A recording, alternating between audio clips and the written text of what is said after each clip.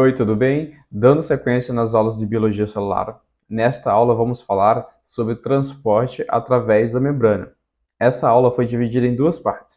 A primeira, vamos estudar quais proteínas fazem parte desse processo de transporte através da membrana, e na segunda parte, vamos estudar de fato como isso acontece na célula.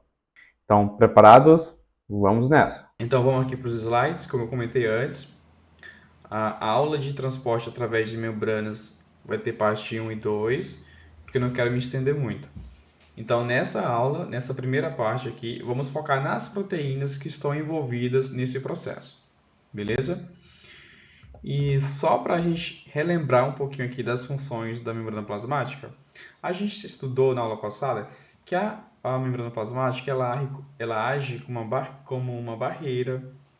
Ela tem sítios de reconhecimento celular, sítios de adesão, respiração, ancora os filamentos de enzimas e transporta substâncias para dentro e para fora da célula. É isso que ela faz. Então a gente precisa ter esse meio aqui de seletividade, de permeabilidade. Nem tudo pode entrar na célula. Nem tudo pode sair da célula. Tem que ter um controle, né, para manter essa homeostase celular. Então assim, ó, antes mesmo da gente entrar um pouco mais a fundo no assunto de transporte através de membranas, é importante a gente entender como certas substâncias elas acabam atravessando a membrana plasmática, tá?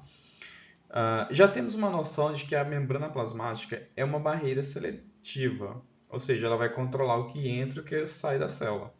E existem alguns fatores que determinam o transporte de moléculas e substâncias nas membranas celulares. A primeira delas é o tamanho da molécula. Gente, se for uma molécula muito grande, ela não vai ter como atravessar a bicamada. Então ela vai precisar de mediadores, que é o nosso assunto um pouquinho mais para frente nos slides, vocês vão entender isso. A solubilidade, gente, se for uma substância hidrofílica, e a gente sabe que a composição da membrana plasmática é de fosfolipídios, será que essa substância hidrofílica, desculpa, ela vai conseguir passar ali com facilidade na membrana plasmática? É outra coisa também de se pensar. E a carga? A molécula tem carga? A molécula não tem carga? Isso influencia também na passagem dessas moléculas? Sim. Só para relembrar aqui o conceito de soluto e o conceito de solvente e o conceito de solução. Soluto é tudo que pode se dissolver por um solvente. Então, vamos supor aqui, ó, açúcar. E aqui a gente tem o solvente que é a água. A água é o solvente universal. Então, se a gente tem o quê? 500 ml de água e a gente vai colocar uma colher de açúcar. A gente vai mexer e vai dissolver. Aí, no final, a gente tem a solução. Então, seria mais ou menos isso. Então, a solubilidade ela vai influenciar, sim, se a molécula vai passar com mais facilidade ou não. Tá beleza?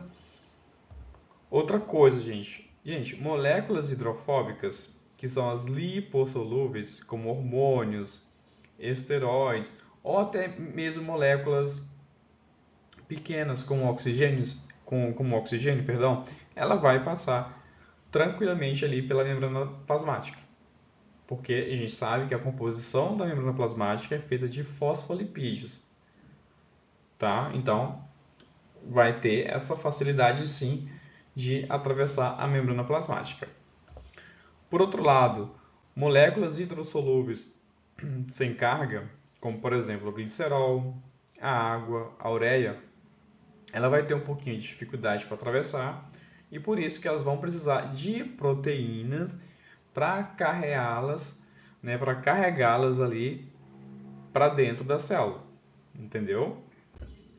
Resumindo, a membrana plasmática é permeável a gases, moléculas sem carga e moléculas pequenas com carga. Beleza? A membrana plasmática é impermeável a íons e moléculas grandes.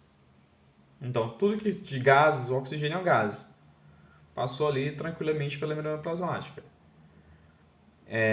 Membrana plasmática é impermeável a íons e moléculas grandes. tá? Então, íons tem carga, né? A gente sabe isso aí. Então, vai ter um pouquinho de dificuldade para atravessar. Agora, se você estiver prestando atenção, você vai me perguntar assim: mas como essas moléculas aqui, tá, desse grupo aqui, elas conseguem entrar na célula? Você já sabe a resposta, através de proteínas de transporte, beleza? Então, as proteínas de transporte. É muito importante entender é muito importante a gente entender o tipo dessas proteínas, pois é a base para muitos conteúdos que vão surgir na frente, como fisiologia, farmacologia. Então, ele não é útil apenas para biologia celular. Conteúdos mais na frente vão exigir, vão exigir que vocês tenham esse conhecimento básico de transporte através da membrana. Então, e essas proteínas de transporte, elas são divididas em proteínas transportadoras, canais iônicos e poros. Vamos começar com a primeira dela, que é a proteína, que são as proteínas transportadoras. A característica mais importante dessa proteína é a alta especificidade com o soluto a ser transportado. Então a gente tem que ter aqui uma proteína de transporte. Imagine que aqui tem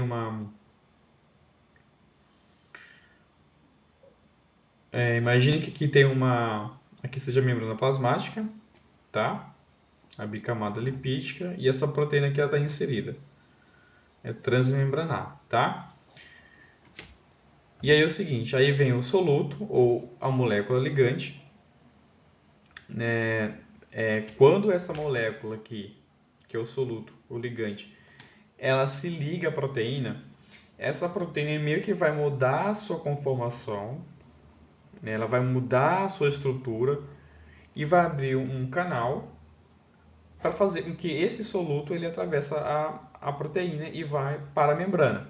Então chegou aqui a molécula ligante, ao ligar-se com a proteína, essa proteína muda sua conformação e tipo assim, você chegou, seja bem-vindo, então entre.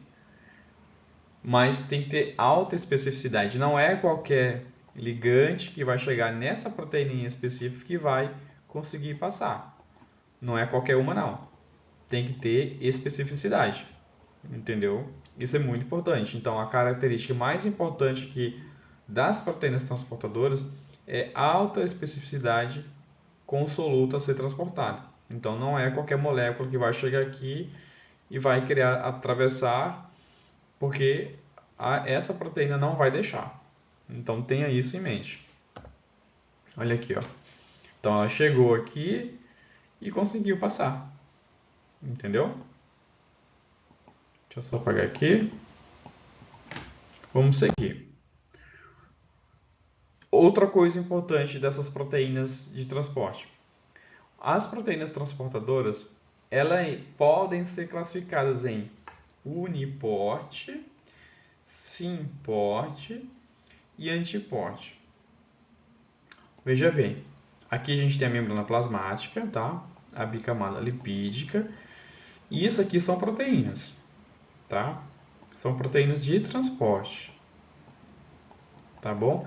E esses carinhas aqui são os solutos ou moléculas ligantes, tá bom?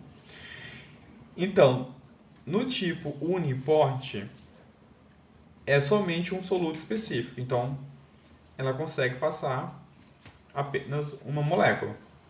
Então, ela vai chegar aqui, vai se ligar, a proteína vai, né, mudar a sua conformação e pá, ela vai passar aqui.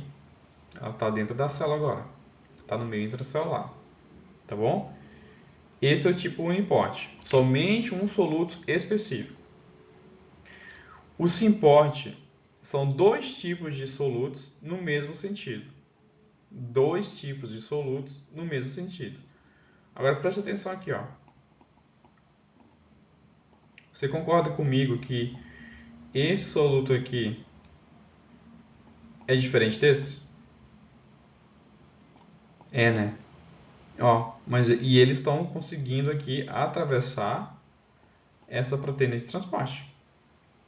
Então, enquanto o uniporte é um soluto específico que consegue passar, no simporte, dois solutos no mesmo sentido. Beleza? No antiporte, são dois tipos de transportes em sentidos opostos. Enquanto um está entrando, vamos supor que o soluto A está entrando, que é essa do círculozinho está entrando, do quadradinho que é a molécula B, o soluto B, ele está saindo. Enquanto um entra, o outro sai. Então ela é antipote, beleza? Esses conceitos também eles são importantes na biologia celular, no transporte através de membranas.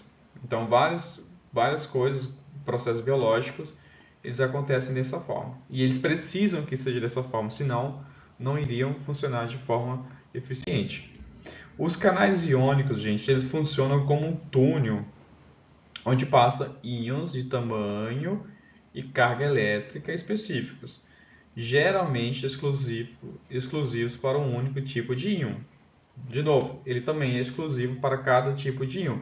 Então, você vai um cloreto, ele não vai conseguir passar no canal iônico de sódio ou de potássio. Entendeu?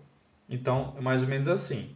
E a gente vai ter que esses canais iônicos eles vão funcionar de forma diferente a partir de estímulos diferentes. A gente vai ter os dependentes de ligantes, né? A gente vai ter os dependentes de voltagem e também os mecanodependentes, que são canais que respondem à pressão mecânica. Então, assim, quando chega um ligante aqui, opa, o canal iônico vai abrir. A célula está recebendo uma carga ali, né? Tá tendo uma sinapse ali, está tendo uma carga ali na membrana, vai abrir os canais iônicos de voltagem dependentes. E os mecanos dependentes, eles agem devido à pressão mecânica. E tem ainda, tem uns canais que eles estão sempre abertos, que são chamados canais de vazamento, eles estão sempre abertos. Então não importa eles não dependem de ligantes, nem de voltagem e nem de mecanodependentes. Eles estão sempre abertos e aí são chamados de canais de vazamento, ou se comportam. Então só para a gente entender aqui o processo aqui a gente vai ter um canal de cálcio, voltagem dependente. Aqui a gente tem um íon de cálcio. Vou botar a membrana aqui, a gente tem a membrana plasmática. E aqui a gente tem sódio em fora da célula. E aqui a gente tem um receptor colinérgico que recebe a acetilcolina. Então chegou a acetilcolina aqui, tá? Vamos supor que ela chegou aqui. O que ela vai fazer? Ela vai mudar a conformação, vai abrir o canal de sódio para entrar sódio. E daí o sódio entrou. Lembra que eu falei que existem canais iônicos dependentes de ligantes? É isso. Chegou a acetilcolina aqui. Opa, chegou a acetilcolina. Eu vou abrir para o sódio entrar.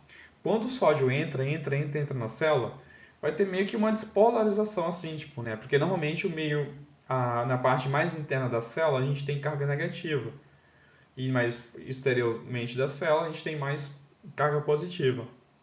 Mas daí se começa a entrar sódio, é meio que vai acontecer uma voltagem ali, e essa voltagem vai ser importante para abrir esse canal de cálcio, que ele está fechado, mas quando recebeu essa voltagem aí, né, aí o canal de cálcio voltagem dependente vai dizer, chegou a minha vez, vamos colocar o quê? Vamos colocar cálcio para dentro da célula. Então vocês viram aí os dois funcionando aí ao mesmo tempo. Agora falando do último, aqui que são os poros, eles são mais simples, né? Eles são canais hidrofílicos. Se é canais hidrofílicos, o que vai passar, gente? Água, H2O, beleza? Então esses canais são formados através da membrana, que diferentemente dos canais iônicos, estão abertos. Exemplo, aquaporinas. Então as aquaporinas, né, são moléculas de transporte ali, que são canais, poros, que conseguem colocar a água para dentro da célula. Então, espero que tenha ficado um pouquinho claro. Qualquer dúvida, deixe no comentário ou manda um e-mail. que eu respondo para vocês. Então, até a parte 2 desse curso de Biologia Celular. E na próxima aula vamos falar sobre transporte passivo, ativo e osmose. Até mais!